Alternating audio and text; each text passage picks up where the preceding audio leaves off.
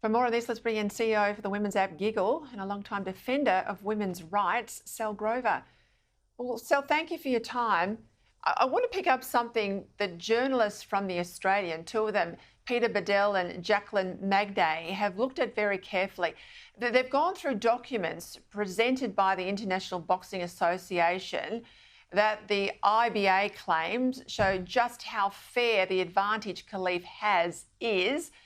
They are that on average, a male's handshake is 57% stronger than that of a woman, that athletes with the male XY chromosomes have 65% more leg power, 90% extra upper body strength than those of us with the female XX chromosomes, and importantly, that women have only about 40% of the hitting power of a man in the boxing ring.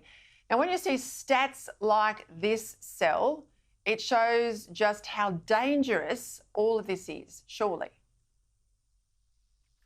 100%. I mean, we know that men are stronger than women. It's why male violence exists. It's not like women could fight back but choose not to. The reality is that men are stronger than women, and we live in that reality every day. And in sport and in greater society, there has been safeguarding and categories created to make it fair and as safe as possible for women to have a fair shot. And what is happening right now in the Olympics and in many other parts of society where the absence of biological reality in sex-based rules and regulations is playing out. But we knew that this was the reality. We knew this would happen.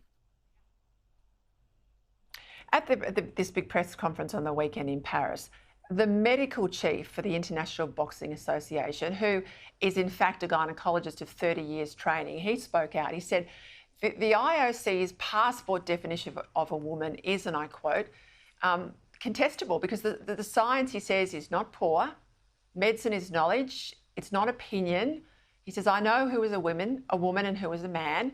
The biological world does not change. Now, why on earth is the IOC dismissing medical and biological tests, the views of medical experts, and instead relying just on a passport?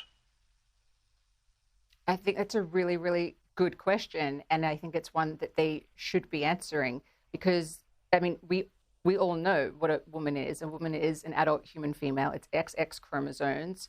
And the issue is here, as with everywhere else where this is becoming a problem, is that they are elevating this concept of legal sex, which is what would be female on your passport meaning anything, and making it override the reality of biological sex. And the moment that you override the reality of biological sex with legal sex, you obliterate women's rights. And you end up with males punching women on the world stage at the Olympics. It literally just does not work in society. So not only are these women taking the punches, but the rest of us are getting hit with it as well, because once you make it that legal sex is what everybody has to acknowledge, it means that women's sport is no longer a thing, female-only spaces are gone, and you no longer have the legal right to say that is a man when you accurately see a man. So women like myself, Kath Deves, Moira Deeming, Kiralee Smith, Louise Elliott, we have been saying in Australia for years now that this simply doesn't work in society, and now it's being seen by everybody. And the International Olympic Committee is doubling down, and I can only assume they're doing it because, one, they've never experienced this kind of pushback before, despite there being males in female sports in previous Olympics, but also because they've never had to justify this position like this, and it's humiliating for them for what they've done, because they knew that these people were male.